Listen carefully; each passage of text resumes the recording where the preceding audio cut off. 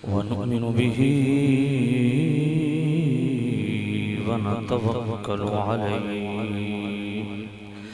वनऊज़ु बिल्लाहि मिन शुरूरि अंफुसिना व मिन सय्यिआति अअमालिना मन यहदिहिल्लाहु फला मुदिल्ल लहु व मन युद्लिल्हु फला हादिय लहु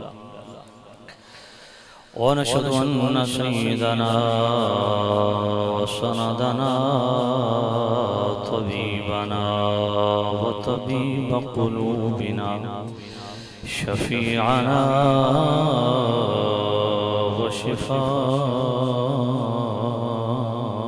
सुदूरिना मतलूबना मसऊबना व मौजूदना व आलाना व औलाना व मौलाना मुहम्मदन सल्लल्लाहु अलैहि वसल्लम अब्दुहु व रसूलुहु अम्मा बअदु फ़अऊज़ु बिल्लाहि मिनश शैतानिर रजीम बिस्मिल्लाहिर रहमानिर रहीम या अय्युहल्लज़ीना आमनुस्तजीबू लिल्लाहि व लिर्रसूलि इज़ा दअाकुम लिमा युहयीकुम वअलमू अन्नल्लाह यहूलु बैनल मर्इ व क़ल्बिहि व अन्नहु इलैहि तुहशरून वत्तक़ू फ़ित्नतन ला तुसीबन्नल्लज़ीना ज़लमू मिनकुम ख़ास्सा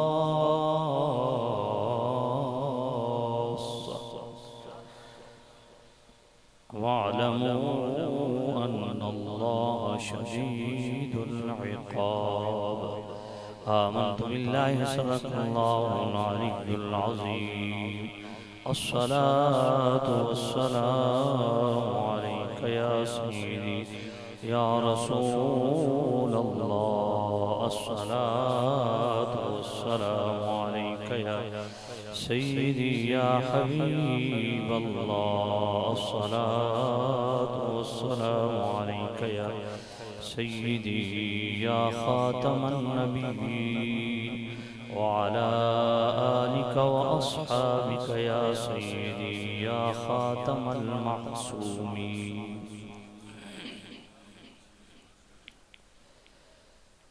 वाजिबुल एहतराम सामिन अज़ीज़ शाम बुजुर्गों दोस्तों अज़ीज़ों मुक़्तदर मोहतशम हज़रात बिलख़ुसूस हज़रात उलमाए अज़ीज़ शाम जो स्टेज पे तशरीफ़ फरमा है अल्लाह ताला सब उलमा को खैर बरकत नसीब फरमाए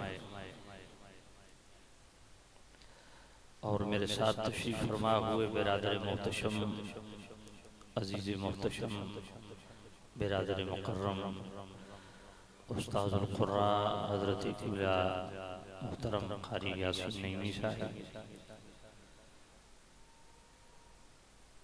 जिन हज़रात ने इस पाकीज़ा महफ़िल का एहतमाम फरमाया अल्लाह ताला जुमला अहबाब को दीन दुनिया की भलाइयाँ नसीब फरमाए दुनिया और आखिरत की भलाइयाँ नसीब फरमाए।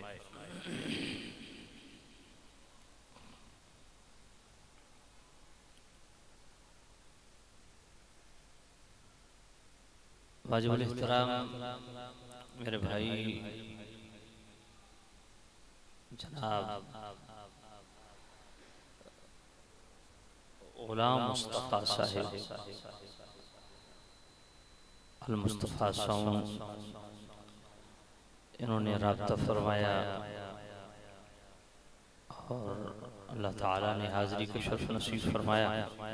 माशाअल्लाह मस्जिद देख के दिल बाग बाग हो गया। अल्लाह ताला इस इलाके के लोगों को, वासियों को, बेहिसाब बरकतें नसीब फरमाए। इतनी आलीशान मस्जिद तामीर की, अल्लाह ताला इस मस्जिद की तामीर करने वालों को, तामीर में हिस्सा डालने वालों को बेहिसाब बरकतें नसीब फरमाए। और मिलाद कमेटी, मिलाद इंतजामिया को भी अल्लाह बरकत नसीब फरमाए। अजीज़म मोहम्मद जमान भट्टी साहेब, मोहतरम मोहम्मद उमैर जिलानी अत्तारी साहेब, शाह महमूद भुट्टा साहेब और डॉक्टर गुलाम जिलानी साहेब, दीगर इनके जितने मुआविनी, मुताल्लिकीन, मुतवस्सिलीन, जिन्होंने इस पाको पाकीज़ा महफिल के इत्माम में जिस तरीके से भी हिस्सा लिया, अल्लाह सबको खैर बरकत दे। मैं 1 घंटा लेट हूँ।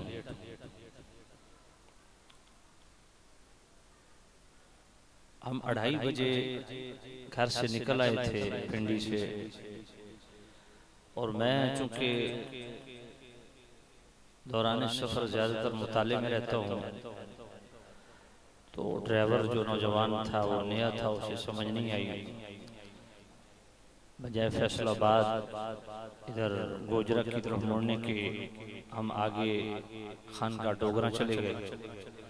फिर वहाँ से हमें वापस आना पड़ा और काफ़ी तकलीफ दे सफ़र हो गया। 1.5 घंटा यानी मज़ीद सफ़र हमें करना पड़ा। तो गाड़ी भी हमने बहुत भगाई आज, 140-50 तक। तो फिर भी मुझे ये खौफ था कि मैं शायद 12 बजे से पहले नहीं पहुंच सकूंगा, लेकिन अल्हम्दुलिल्लाह मज़ीद अगला सफ़र आपका थोड़ा वो भी इजाफी मेरे ज़हन में नहीं था। बरकत आप इतनी देर से तशरीफ़ फरमा है, अल्लाह आपको खैर बरकत दे। बस आपसे इतनी डिमांड है कि पूरी तवज्जो के साथ आपने मेरी बात समाअत फरमानी है, ताकि इसका फ़ायदा हो।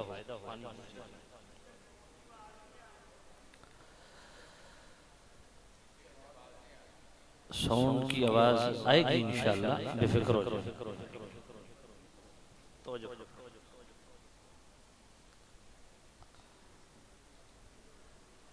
दरूद शरीफ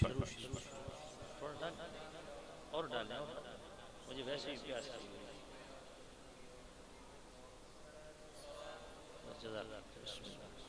मोहब्बत से दरूद शरीफ पढ़ो।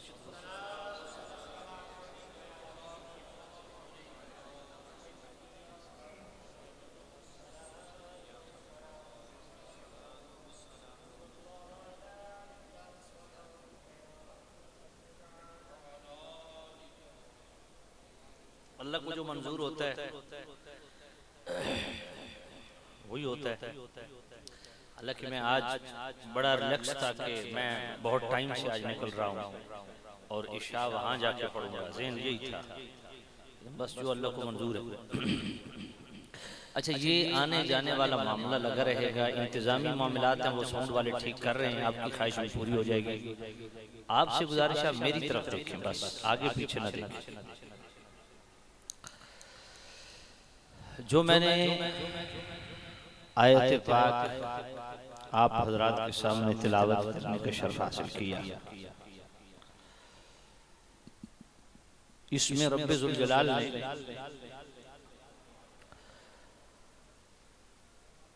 बड़ा खास हुक्म दिया, और एक हुक्म नहीं कई हुक्म दिए। मैं बिला ताखीर जरा आयत का तर्जुमा आपकी खिदमत में अर्ज करता हूँ और उसके बाद इस पे चंद गुजारिशात। सूरतुल अनफाल नामा पारा आयत नंबर 24 और 25 दोनों मिला के मैंने पढ़ी। मेरे करीम रब ने फरमाया, या अय्युहल्लज़ीना आमनू, ए वो लोगो जो ईमान ला चुके हो। ईमान बहुत बड़ी अल्लाह की, बल्कि सबसे बड़ी नेमत है अल्लाह की। जिसके पास ईमान है उसने दुनिया भी समेट ली है, उसने आखिरत भी समेट ली है। फरमाया अल्लाह ताला ने तुम्हें ईमान की दौलत नसीब फरमाई है। तो देखो आज अगर एक बंदे के पास लाख रुपया हो तो वो अपने घर की चार दीवारी में भी ऐसी चारपाई पे फेंक देगा या उसको बड़े संभाल के लाकर के अंदर रखेगा? ये कैमरा मेरी तरफ ही रखेगा, बस घुमाने की जरूरत नहीं है। यकीनन वो उसको संभाल के रखेगा। बोलिए, संभाल के रखेगा कि जनाब जमा पूंजी है, इतनी मेहनत से कमाया है तो कहीं जाया ना हो जाए। तो दोस्तों, जो तुमने अपनी मेहनत से कमाया है दुनिया का पैसा, उसकी हिफाजत उसको 10 पर्दों में छुपा के रखते हो। तो जो सबसे बड़ी नेमत है जो अल्लाह ने तुम्हें अता फरमाई वो है ईमान। इस ईमान की हिफाजत के लिए हमने क्या किया? क्या इसकी हिफाजत जरूरी है कि नहीं? अब एक बंदा समझता है कि मैं तो मुसलमान हूं, मैं कलमा पढ़ता हूं। नहीं, हो सकता है कोई ऐसा मामला हो गया हो कि तू अपने तौर पे कलमा पढ़ के खुश है, लेकिन कोई ऐसा बलंडर हो चुका जिससे तू तौबा भी नहीं की है। समझ आइए आप? और आए रोज हम तो बड़े बड़े फट भी हो गए हैं। सच्ची बात है, नाशुक्री और इस तरह के कुफरिया कलिमात हमारी जुबान पे जारी हो जाते हैं कि पता ही नहीं चलता। अगर आप अमीर आले सुन्नत मौलाना इलियास कादरी दामद बरकातुहुल कुद्सिया की किताब कुफरिया कलिमात का मुताला करें, करना भी चाहिए। ईमान की हिफाजत का बेहतरीन हिस्सा है ये किताब। ईमान की हिफाजत के लिए बेहतरीन हिस्सा है। ये खुद भी पढ़ो, घर वालों को भी पढ़ाओ, बच्चों को भी पढ़ाओ कि ईमान की हिफाजत कैसे करनी है। और जिस दौर से हम गुजर रहे हैं ये तो वो दौर है जिस तरह मिशकात शरीफ किताब फितन में मेरे करीम रऊफुर रहीम नबी ने फरमाया कि वक्त करीब है कि मेरा मुसलमान कलमा गो मुसलमान सुबह उठेगा तो मुसलमान होगा, रात सोएगा तो काफिर होगा। रात सोएगा तो मुसलमान होगा, सुबह उठेगा तो काफिर होगा। यानी कुफर का इतना गलबा हो चुका हो। और आज कुफर का इतना गलबा और इतने फितने आए, रोज एक नया से नया फितना। तो इस वक्त ईमान की हिफाजत कितनी जरूरी है। तो आइए ईमान की हिफाजत के लिए कुरान मजीद ने हमें एक नुस्खा बताया। कुरान मजीद ने ईमान की हिफाजत का एक नुस्खा दिया और मुजर्रब अमल जिससे ईमान हमेशा महफूज रहेगा। और वो अमल क्या है, वो हुक्म क्या है, वो हिस्सार क्या है, वो कौन सा मुहाफिज है जिसको हम अपने साथ रखें तो हमारा ईमान बचा रहेगा। अल्लाह फरमाता है, ऐ ईमान वाले, अगर ईमान की हिफाजत चाहता है इस्तजीबू लिल्लाहि व लिर्रसूल इज़ा दआकुम, जब अल्लाह और उसके रसूल की तरफ से तुम्हें बुलाया जाए, बुलावा आ जाए तो बिला ताखीर लब्बैक कहते हुए हाजिर हो जाओ। और यहाँ लब्बैक बमाना महज लब्बैक नहीं, बल्कि यहाँ पे लब्बैक बमाना सादैक है। यानी अल्लाह रसूल की तरफ से बुलावा आ जाए तो हाजिरी में भी देर न करो और जो हुक्म मिले उस पर अमल करने में भी ताखीर न करो। जब भी बुलाए, जिस हाल में अल्लाह रसूल की तरफ से बुलावा आ जाए, फौरन बिला ताखीर दुनिया के सारे काम छोड़ दो, फौरन हाजिरी। लिमा युहयीकुम, फरमाया इसलिए कि अल्लाह और उसके रसूल का बुलावा तुम्हारे लिए हयात बख्श है, तुम्हें हमेशा की जिंदगी देता है। अगर लिमा युहयीकुम से मुराद मखसूस आमाल हो, जिस तरह अमल जिहाद है, तो यही बात है कि अगर मुस्तफ़ा करीम वो आमाल अता फरमाते हैं जिससे हमेशा की जिंदगी मिलती है, तो मुस्तफ़ा करीम आज खुद जिंदगी क्यों नहीं अता फरमा सकते?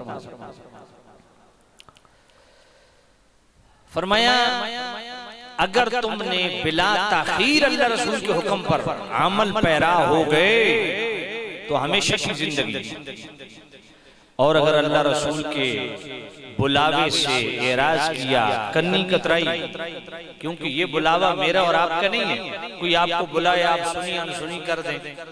और मैं ना ला तजअलू दुआ रसूल बैनकुम का दुआ इबादिकुम बाद। और मैं मेरे मुस्तफ़ा का बुलाना ऐसा बुलाना नहीं जैसे तुम एक दूसरे को बुलाते, इस बुलावे की कदर करो। क्यों? इस बुलावे पर हाजिरी ये ईमान की अलामत गर्दाना जाएगा और इसमें ताखीर तुम्हारे ईमान को खतरे में डालेगा, फौरन हाजिर। और अगर तुमने सुस्ती बरती, काहिली, एराज किया, कन्नी कतराई, इसका वबाल जानते हो क्या होगा? वअलमू अन्नल्लाह यहूलु बैनल मर्इ व क़ल्बी। फरमाया फिर जान लो अल्लाह ताला तुम्हारे और तुम्हारे कल्बी इरादे के दरमियान अपने हुक्म का पर्दा हायल कर देता है। पर्दे चार किस्म के होते हैं। पहला पर्दा वो मारूफ पर्दा है जिसका सूरतुल आराफ में अल्लाह ने हुक्म दिया, या अय्युहन नबिय्यु कुल लिअज़वाजिका व बनातिका व निसाइल मुमिनीन युदनीना अलैहिन्ना मिन जलाबिबिहिन्ना। ये वो मारूफ पर्दा है जो हमारी इज्जत माब मुमिनात को अल्लाह ने हुक्म दिया। और अल्लाह ने फरमाया महबूब आप फरमा दीजिए अपनी बीवियों को, कुल्ली अज़वाजिका आप अपनी बीवियों को भी हुक्म दें, व बनातिका आप अपनी बेटियों को भी हुक्म दें, बेटी को नहीं बेटियां, और तमाम मुमिनात को भी हुक्म दें कि वो पर्दे का एहतमाम करें। इससे ये मसला भी समझ लें कि सैयदा ज़हरा पाक हजरत आयशा का पर्दा कोई और नहीं और आज की माँ बहन का पर्दा कोई और नहीं। जिस तरह उनका पर्दा था इसी तरह तेरी मेरी माँ बहन का आज भी उसी तरह पर्दा है। क्योंकि कुरान मजीद की एक ही लाइन में, एक ही सतर में, एक ही हुक्म में तीनों का इकट्ठा बयान किया, अज़वाज का भी, बनात का भी, मुमिनात का भी। इसलिए कोई ये मत समझे कि हजरत आयशा का कोई और पर्दा है, हजरत सैयदा ज़हरा पाक का कोई और पर्दा है और हमारी बहन बेटी का कोई और पर्दा है। नहीं, तीनों को हुक्म अल्लाह ने एक ही सतर में, एक ही आयत में, एक ही मकाम पे, एक ही सीगे के साथ, एक ही हुक्म के साथ, उन्हीं लफ्जों के साथ, उसी मफहूम के साथ सबको बराबर अता फरमाया। सुभान अल्लाह। और फिर ये भी ज़हन में रखना चाहिए, आज हम हुजूर की औलाद की यूं भी तौहीन करते हैं कि हुजूर की औलाद को घटाते हैं। दो तरह से तौहीन होती है आले रसूल की। उनकी किरदार कुशी करें, उन पर जुबाने तान दराज करें तो ये भी तौहीन है। उनकी औलाद को घटाएं ये उससे बड़ी तौहीन है कि हुजूर की 4 बेटियां नहीं जी 1 बेटी थी। भला बताइए इससे बड़ी कोई तौहीन है? भाई जब कुरान कहता है 1 बेटी नहीं बेटियां, या अय्युहन नबिय्यु कुल लिअज़वाजिका व बनातिका, बनात बनात, बिन्त नहीं बनात, बेटियां। अब जो नसीहती का इनकार करे फिर वो अपना खैर मना ईमान की। और फिर ये भी पता चला कि जिन अज़वाज मुतहरात का जिक्र खैर हमने करना ही छोड़ दिया। देखो सुन्नतुल्लाह क्या है, अल्लाह मुस्तफ़ा की बेटियों का बाद में जिक्र करता है, जिनसे बेटियां हुई उन मुस्तफ़ा की बीवियों का पहले जिक्र करता है।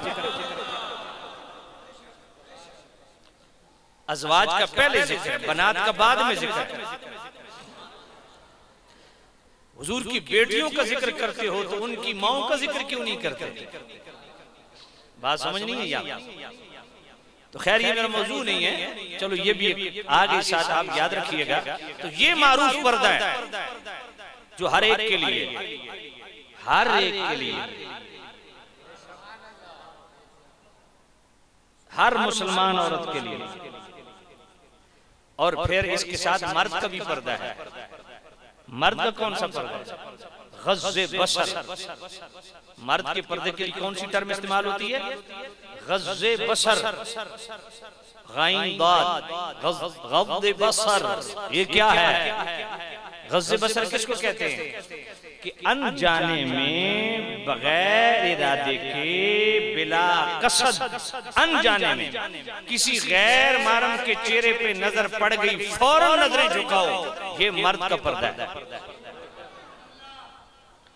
ये जो हम कहते हैं ना पहली नजर माफ है, वो पहली नजर जो जान के देखा तो हराम है, वो भी माफ नहीं है। अनजाने में, बगैर इरादे और कसद के अगर गैर महरम के चेहरे पे नजर पड़ गई तो वो फौरन नजरें झुकाओ, ये गज़्ज़े बसर, ये मर्द का पर्दा है। और ये नहीं कि तेरे मेरे लिए, कोई पीर है उसके लिए भी, गौसे पाक की औलाद है उसके लिए भी, बाबा फरीद की औलाद है उसके लिए भी, बाबू सुल्तान की औलाद है उसके लिए भी, मुस्तफा की औलाद है उसके लिए भी, सबके लिए बराबर। अजीब तमाशा में पीर साहब गांव आ गए, पीर साहब के खलीफे भी साथ हैं, कुछ मुरीद भी साथ हैं। पीर साहब आके बैठक में बैठे तो अब साहिब खाना कहते हैं, और जनाब तुसा खलीफे थे, सारे मुरीद रुक वंजो, हजरत साहब अंदर जाना। अंदर किधर जाना? ओ माइयां भी सदियां। मैं कहा पीर साहब खुश रहे या मर देन? जे खुश रहे तां भी औरतों ना खुश रहे तो पर्दा समझ कोई नहीं। खुसरे से भी औरत का पर्दा है, तो ये तो है ही मर्द। समझ आइए कोई? हराम है किसी पीर का गैर महरम के सामने जाना। पीर और मुरीद का पर्दा, मुरीदनी का पर्दा। जो पीर अपनी मुरीदनियों से पर्दा नहीं करता उसके हाथ पे बैत सिरे से होती नहीं। जिसने ऐसे पीर के हाथ में बैत की है वो किसी शरीयत, मुत्तबे शरीयत की बैत जाके करे, उसकी सिरे से बैत नहीं हुई। क्योंकि तुम्हारा पीर इलानिया हराम कर रहा है। फासिक मोमिन है जो इरानिया इलानिया गुनाह करे, उसकी बैत न बैत होती है न इमामत होती है। चाहे उसके सर पे इमामा भी है, दाढ़ी भी पूरी है, तब भी उसके पीछे नमाज पढ़ना भी हराम है, बैत करना भी हराम है। जो पीर मुरीदनियों से पर्दा नहीं करता। हुण तुहानू एक गल औखी तो नहीं लगी? मैंने पता औखी लग रही हो सी, लेकिन शरीयत का मसला है तो सामने बिल्कुल। अब आपके बड़े बड़े मुफ्ती टीवियों पे बैठ के औरतों के साथ प्रोग्राम कर रहे होते, उन्होंने मुफ्तियों को पूछो भाई तुम्हारी बाजी लगती है? जियो, ARY, आज ये जितने बड़े चैनल 3 साल मेरे पीछे लगे रहे ये रमजान शरीफ के ट्रांसमिशन के लिए। मैंने कहा जी सवाल ही पैदा नहीं। हाँ जहां औरत नहीं है वहां मुझे बिठा लो।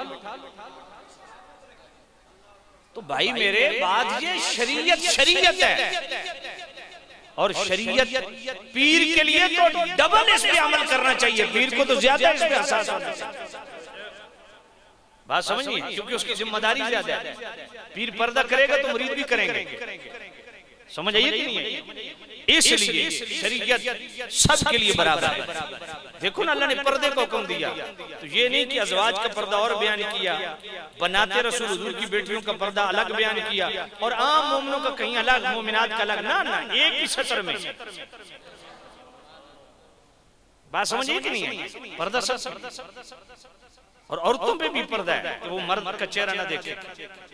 सैयदा ज़हरा पाक से बड़ा किसका पर्दा होगा? मौला अली पूछते हैं, ए फातिमा, औरत के लिए सबसे हसीन चीज अल्लाह ताला का सबसे बड़ा तोहफा कौन सा है? क़ालत ला यराहुन्नर रिजाल। फरमाया, ए अली, औरत का अल्लाह की तरफ से सबसे बड़ा तोहफा ये है कि उसका किसी गैर महरम मर्द के चेहरे पे नजर ना पड़े। अब क्या कर, अब क्यों हंस रहे बेटा? ये मैं मसले बयान कर रहा हूं, और इस मामले में हंसना, एक दूसरे बात करना शरन हराम है। आप बेटा तवज्जो करो, आप मस्जिद में बैठे सुनेंगे तो आपको ही फायदा होगा। तवज्जो करो। असल हमारी आदत बन गई है शुगल मेले वाली तरफ। खतीब कान के हाथ रख के चौथा गेर लावे आदे बल्ले बल्ले बड़ा चुप के रखे। जो मैं बयान कर रहा हूं ये चीज काम आएगी, वो बल्ले बल्ले काम नहीं आएगी। और वो अगर आप बैठे रहेंगे तो कोई नहीं, कोई जरूरी नहीं 1 घंटा तकरीर हो सकता 2 घंटे हो जाए। मेरी बात आप समझें और इसको इंटरटेनमेंट के तौर पे नहीं, इसको घर अप्लाई करें, करके देखें, करके देखें, फिर मैं मानूंगा तुम कितने बड़े आशिक रसूल हो। अब जो देवर अपनी भाभी के साथ बैठ के खाना खा रहा है और खुला हराम कर रहा है, वो कैसे रुकेगा? भरजाई तो पर्दा कोई नहीं, साली तो पर्दा कोई नहीं, कज़ना तो पर्दा कोई नहीं, उसी तरह पर्दा है। गैर महरम रिश्तेदार और गैर महरम गैर रिश्तेदार के पर्दे में कोई फर्क नहीं है। बात समझ आई? गैर महरम चाहे रिश्तेदार है चाहे गैर रिश्तेदार, पर्दे में कोई फर्क नहीं। और ये करके देखो तुम्हें पता लग जाएगा। मेरा अब मैं अपने मुझे 3 साल खानदान वालों ने फारिग कर दिया, कट ऑफ कर दिया। मेरी बीवी मेरे सगे भाइयों से पर्दा करती है, जो कि शरण पर्दा है, शरण पर्दा है। मेरी भाभियों को जुर्रत नहीं कि मेरे सामने है, मेरी किसी कजन को जुर्रत नहीं कि मेरे सामने है। अल्हम्दुलिल्लाह कसीर तादाद है मेरे मुरीदों की। कोई मेरे एक मुरीद ये नहीं कह सकता कि जनाबे वाला सियाली साहब हमारे घर आए तो औरतों के साथ बैठ के ना बैत भी किए तो पर्दे के पीछे, सामने आने की इजाजत थी, क्योंकि मुझे खिलाफत है बरेली शरीफ से। आता तो पता फिर आला हजरत दा हाँ मलंग हुए तो फिर 2 नंबरियां नहीं चल गई। तवज्जो करो। तो खैर मैं अर्ज कर रहा हूँ, तवज्जो से सुनिए। बहुत दिन से हम दूर हो गए, ईमान की हिफाजत कर रही है, तो फरमाए इधर आओ। तो ये पहला पर्दा है जो औरत के लिए भी मर्द के लिए। मर्द अपनी निगाह की हिफाजत करे, मर्द का भी पर्दा है, सिर्फ औरतों से पर्दा ना करवाओ। पीर और अपनी जनानियां सच्चे पर्दा बिठाई हुई तो खुद मर्दा तो ज्यादा अपनी मुरीदनियां खुश रहने ए जे पीर लम्मा पाको दी तशरीफ को टो तशरीफ समझ आइए ना, तवज्जो है कोई नहीं। तो सामने ये पहला पर्दा। और दूसरा पर्दा कौन सा है? अल्लाह। दूसरा पर्दा कौन सा है? सत्तारुल उयूबी वाला पर्दा, जो हम अल्लाह से मांगते हैं, अल्लाह मेरे गुनाहों पे पर्दा डाल।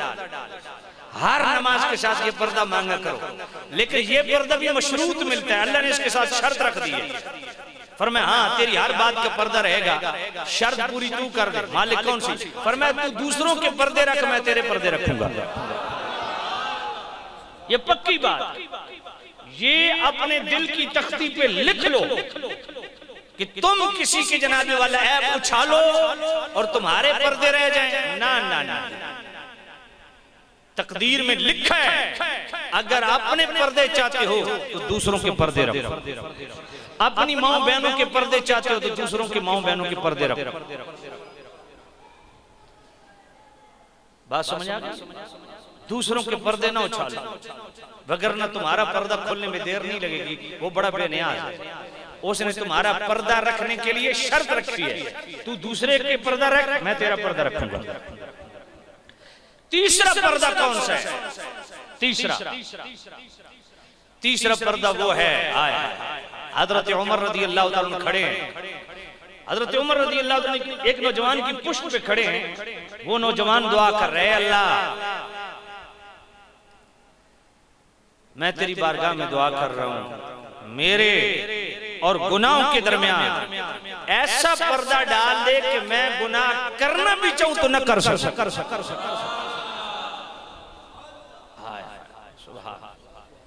अल्लाह मैं अगर चाहूं कि मैं गुनाह करूं तो ऐसी रुकावट डाल दे, ऐसा पर्दा डाल दे कि मैं गुनाह की तरफ चल ही ना सकूं।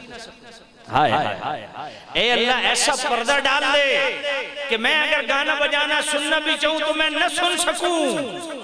ए अल्लाह ऐसा पर्दा डाल दे मेरी जुबान और जुबान से रिलेटेड गुनाहों के दरमियान कि अगर मैं झूठ बोलना भी चाहूं, किसी की गीबत करना भी चाहूं, किसी का ऐब बयान करना भी चाहूं, ए अल्लाह ऐसा पर्दा डाल दे कि मैं जुबान से वो गुनाह कर ही न सकूं। ऐ अल्लाह हर बुरी मजलिस और मेरे दरमियान ऐसा पर्दा डाल दे कि मेरा दिल करे कि मैं बुरी मजलिस में जाऊं, लेकिन ऐसी रुकावट डाल दे कि मैं उस बुरी महफिल तक पहुंची न पहुंची। ए अल्लाह, किसी बुरी सोबत में, संगत में मैं अगर फंस गया हूँ, मालिक ऐसा पर्दा डाल कि उसकी और मेरी दूरी हो जाए ताकि मैं भी उसके गुनाहों में मुलव्वस न हो जाऊं। ये रब से पर्दा मांगा करो। हजरत उमर ने उसके पुष्ट पे थपकी दी, फरमाया नौजवान मुबारक हो, तू बड़े खूबसूरत दुआ कर रहा है। अल्लाह। और चौथा पर्दा कौन सा है? चौथा पर्दा वो इस आयत के अंदर मौजूद है, वालमू, और ये महरूमी वाला पर्दा है, वालमू अन्नल्लाह यहूलु बैनल मर्इ व क़ल्बी। अल्लाह फरमाए मेरे बंदे, जब तुम्हें अल्लाह रसूल की तरफ बुलाया जाए ना, देर नहीं करनी। अगर देर किया तो फिर अंधेर हो जाएगा, देर की तो बड़ी ताखीर हो जाएगी, फिर लम्हे की सजा सदियों भुगतना पड़ेगी। फरमाए देर ना कर वगरना महरूम हो जाएगा। कैसे? इसको मैं जरा आसान लफ्जों में समझाऊं। आज हम कहते हैं रोजा रखो तो बहाने करते हैं। कल दिल करेगा भाई रोजा रखें, डॉक्टर कहता है नहीं शुगर का लेवल ऊपर नीचे हो जाएगा, दिल करता है रोजा रखो। तो भाई जब सेहतमंद हो उस वक्त क्यों नहीं रखा? अल्लाह नेक अमाल की तौफीक छीन लेता है, अमाल खैर की तौफीक छीन लेता है। ये बात ज़हन में रखें। इस पे मेरा अलग बयान है, वगरना इसमें मैं गुफ्तगू करता। आज इस माथे को, इस जबीने नियाज को जमीन पे टिकाओ अपने रब की बारगाह में। कितनी हसीन मस्जिद बनाई है, सुभान अल्लाह। इस मस्जिद को सजदों से भर दो। आज जमीन पे सर रखो सजदे के लिए, लज्जत लो सजदे की। कहीं ऐसा ना हो कि कल जनाब गिट्टे गोडे रह वंजन ताको जी कुर्सी ले आओ, दिल करे कि जमीन पे सिर रखना, समझ कोई नहीं आई। आज अल्लाह ने माल दिया ना, ज़कात फर्ज है।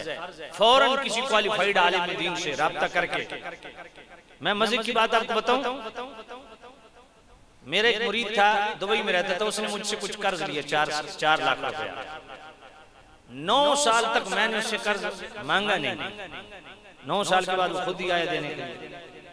तो मैंने कहा यार ये कितना साल हो गए? मैंने कहा यार सही मुझे हिसाब करके दे। कहा जी क्यों? मैंने कोई बंदे खुदा, इस 4 लाख की मैंने ज़कात भी तो देनी है, 9 साल तेरे पास रहा, तो उसमें से तकरीबन को 75 या 76 हज़ार रुपया ज़कात निकल गई। तो वो मेरे मुंह को देखते जी इसमें भी ज़कात है। मैंने कहा जी जिस कर्ज की वापसी की उम्मीद हो, हर साल उस पे ज़कात है। बात समझ आई कि नहीं है? हम इतने दीन से दूर हैं, पता ही नहीं किसी चीज की। ज़कात फर्ज है आज दो, कहीं ऐसा ना हो कि कल कंगाल हो जाओ।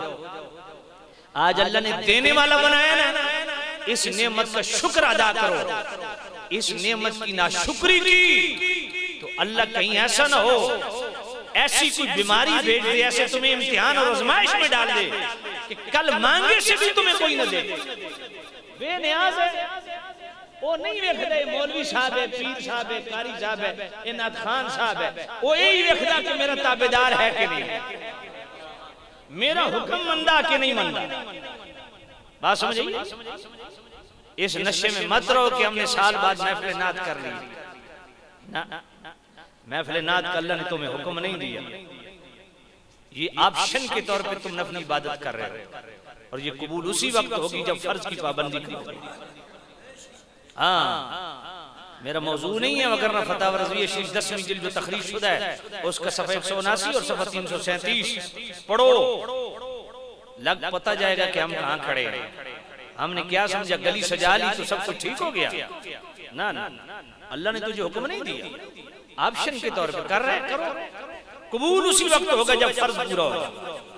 फर्ज नहीं तो रोजाना महफिल नात करो, अल्लाह लपेट के मुंह पे मारेगा। फरमाया जो मैं तुम्हें कहता हूं वो करते नहीं। अल्लाह फरमाता मैंने तुम्हें नमाज का हुक्म दिया वो तुम पढ़ते नहीं, रोजे का हुक्म दिया वो रखते नहीं, ज़कात का हुक्म दिया वो देते नहीं, हज फर्ज हुक्म दिया करते नहीं। तो जिसका हुक्म नहीं दिया वो कर रहे हो, इसका मतलब है तुम अपनी मन मर्जी से नेकियां कर रहे हो ना। फरमाया तुम्हारी मर्जी की नेकी नहीं चाहिए, मेरी मर्जी की नेकी चाहिए। फर्ज पढ़ उसके बाद नफली इबादत, क्योंकि नफल फर्ज की कमी को पूरा करता है। जिस बंदे की जिंदगी में फर्ज नहीं, वो सारी जिंदगी नफल काम करता रहे, नमाज पढ़ता रहे, सदका खैरात करता रहे, 10 की बजाय 100 देगे चढ़ा दे, मैं बिल्कुल वाज़े तौर पे अल्लाह के घर में बैठा हूँ, कोई लगी लिपटी बात नहीं करूंगा, मैंने अपनी कब्र में जाना। आपने इस गलत फहमी में न रहना कि मैं मुहर्रम में देग पका लेता हूँ, मैं रबीउल अव्वल की जनाब 12 देगे चढ़ा लेता हूँ, मैं महीना 11 सब लपेट के अल्लाह मुंह पे मारेगा अगर फर्ज अदा नहीं। अब 4 हदीसें मेरे ज़हन में है, लेकिन मैं नहीं पढ़ रहा, मौजू रह जाएगा इसी कि फर्ज की अहमियत कितनी। हाँ, तवज्जो करो। आज अल्लाह ने माल दिए, ज़कात दो। किसी आलिम दीन से पूछो जी मेरी ज़कात कितनी बनती। आज अल्लाह ने माल दिया है, जिंदगी में एक मरतबा हज फर्ज है, अगर तो साहिब इस्तिताअत है, हज फर्ज है। हमारे यहाँ पता क्या होता है, हज फर्ज होता है कि बच्चियां दे फर्ज पूरे कर लविए, बच्चियां दे फर्ज पूरे, क्या मतलब तो बच्चे तेरे बाल लगे इन्हां दी शादियां कर लवी। मैं कह तेरे ते शरीयत ने कोई फर्ज नहीं कीता वे पुत्रां दी शादी कर। शरीयत आदि है पुत्र जवान तो आपको शादी कर, समझ कोई नहीं आई। तुझे तो रब ने पाबंदी नहीं बनाया, उसकी बुलूगत तक उसकी हिसानत और सियानत तेरे जिम्मे थी, उसके बाद नहीं। तवज्जो करना, हज फर्ज है। अगर अल्लाह ने माल दिया पहले करो, क्योंकि कल कंगाल हो जाओगे। ओ जी हुण पैसा कोई नहीं, अल्लाह फरमाता हुण कर्जा मांग किसी को, ये फर्ज अदा करना तेरे गांठे फिट, कर्जा मांग के हज करना पड़ेगा। बात समझ नहीं आई। अगर जिंदगी में एक मर्तबा हज फर्ज हो गया, सुस्ती की, अब माल गया, सब कुछ खत्म हो गया, शरीयत कहती है फर्ज तेरे गांठे फिटे, क्यों नहीं कीते जिस वेले फर्ज होया। इस वास्ते हुण कर्जा मांग के हज कर। मैं मुस्नद अहमद की हदीस पढ़ूं, आपके 14 तबक रोशन हो जाएंगे, जो दोनों मकाम पे आला हज़रत ने लिखे। सदावरजी शरीफ 10वीं जिल्द तखरीज शुदा, उसके सफ़े 179 भी सफ़ा 337। नबी पाक ने फरमाया 4 अमाल तो आपस में जुड़े हुए, नमाज, रोजा, हज, ज़कात। अगर इनमें से चारों का मुकल्लफ है, 2 करता है 2 छोड़ता है, अल्लाह 2 किए हुए भी रद्द कर देता है। जी मुस्नद अहमद की हदीस, 1 करता है 3 छोड़ता है जान के, अल्लाह 1 भी रद्द करता है।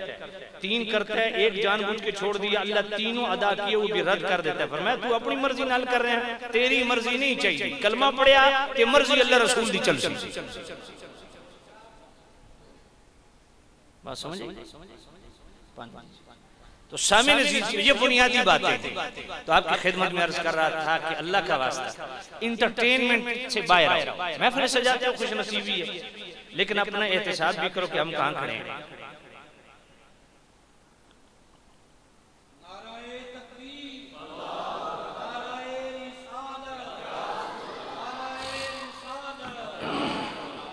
तवज्जो कर रहा हूं। तो मैं अर्ज कर रहा था आपकी खिदमत में कि दोस्तों अल्लाह ताला तौफीक छीन लेता है कि जब तुम्हें मौका दिया था तूने मौका गंवा दिया, अब तेरे हाथ से काम निकल गया। बात समझी नहीं है? तवज्जो कर। अल्लाह अपने हुक्म का पर्दा हायल कर देता है, और बाज़ उलमा ने ये भी लिखा कि मौत का पर्दा हायल कर देता है। इसलिए आज वो कुरान मजीद में अल्लाह ने क्या, अल्लाह तवज्जो करो, यौम तुक़ल्लबु वुजूहुहुम फिन्नार यक़ूलून या लैतना अताना अल्लाह व अताना रसूल।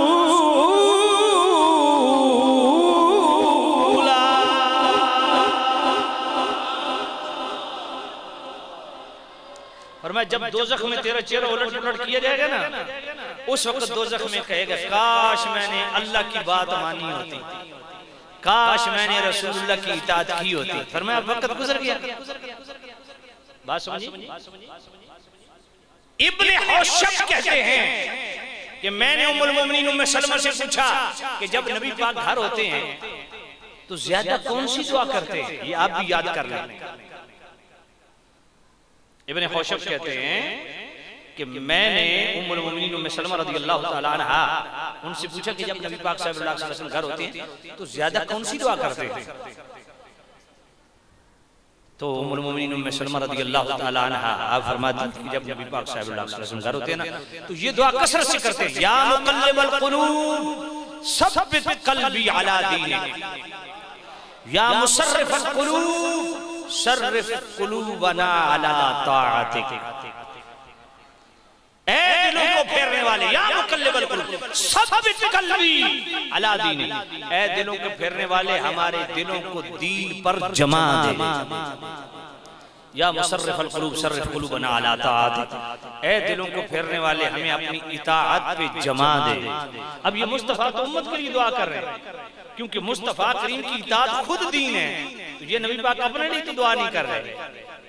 समझ आइए, कोई नहीं है। साहबा ने अर्ज़ किया, या नबी अल्लाह ये आप दुआ क्यों कर रहे हैं? फरमाया इसलिए कि अल्लाह ताला बड़ा बेनियाज है, पूरी कायनात के दिल अल्लाह की चुटकी में है। एक रिवायत में कि अल्लाह की 2 उंगलियों में, इधर फेर दे उसकी मर्जी, उधर फेर दे उसकी मर्जी।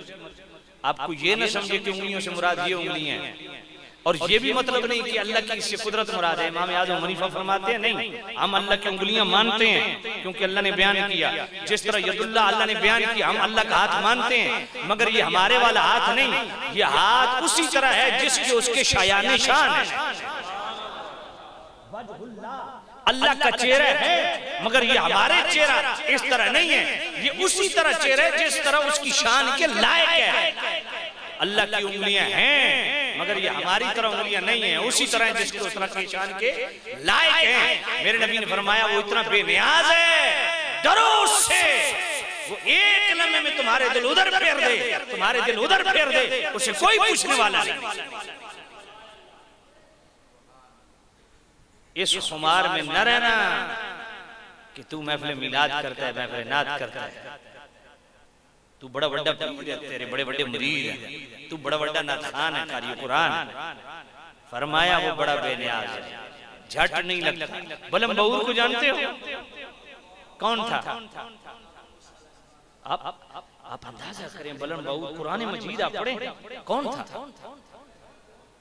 जो दुआ करता हाथ बाद में फारिग होते, दुआ पहले कबूल होती। यानी इतना साहिब दुआ मुस्तजाब था कि कौम को भी एतमाद, इतना अंधा एतमाद हो गया।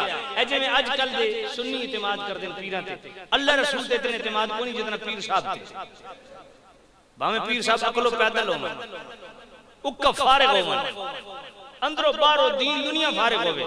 पीर साहब कई तो समझ के उसी भोले वाले सुनिया कोई चंगा काम होवे ना, मेरे पीर साहब की दुआ है, पीर साहब दा नजरे करम ते जे लगो जनाब मुसीबत बैड़ा काम हो जाए, बाजी जिवें अल्लाह दी मर्जी। मैं कह हुण पीर साहब किधर गए? समझ कोई नहीं आई। यानी कोई चंगा काम होवे ते पीर दे मथे क्रेडिट पीर नूं, ते कोई भी बैड़ा काम होवे समझ कोई नहीं आई। ये इंसाफ है, ये अल्लाह की पहचान है। तुम्हारे पीर की औकात क्या है अल्लाह के सामने? रब को पहचानो, रब को पहचानो। अल्लाह तो सामने नजीब शाम मेरे को एक बंदा आया कश्मीर का, मैं अस्ताने तो ना लेना, वो अपने अस्ताने तक गया उर्स दी महफिल। वापस आया, फोन किया, हजरत आपकी जियारत करना चाहता हूँ, बड़ी तलब है। मैंने कहा किधर है? कहा जी मैं कश्मीर से। मैंने कहा भाई मेरी मुलाकात सिर्फ जुमे को होती है, आगे पीछे नहीं होती, मैं आ रहा हूँ सफर में। नहीं हजरत मैं बस आ गया हूँ, मैं अपने पीर साहब की उर्स से आ रहा था। मैंने कहा ठीक है मैं घर पे हूँ, आ जाओ। आया कलीन शेर, कलीन शेर किधर से आ रहा है? पीर के उर्स से। अच्छा कपड़ा उसने जो ना यूं करके बांधा हुआ, यूं करके ना उसको यूं करके, मैंने कहा ये क्या है? वो जी पीर साहब के दरबार पे गया था, उर्स पे गया था। मैंने कहा ये क्या? कहा जी लंगर के थोड़े टुकड़े हैं, खुश्क टुकड़े हैं। अच्छा मैंने कहा पीर साहब के लंगर के टुकड़े किधर करेंगे? घर ले जाऊंगा, बरकत वाले।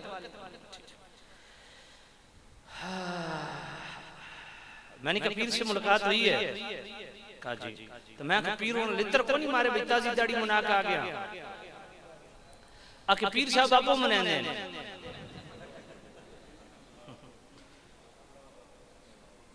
मैं कहा मेरा वस लगे तेरे ते तेरे पीर नु इकट्ठा लम्मा पावा। तवज्जो है कोई? अच्छा मैंने कहा अच्छा ये बताओ नमाज पढ़ते हो? हाँ जी बस कभी कभी छूट जाती है। हाय मैंने कोई बदनसीब साल के बाद उर्स पे गया पीर के आस्थाने पे और ये टुकड़ा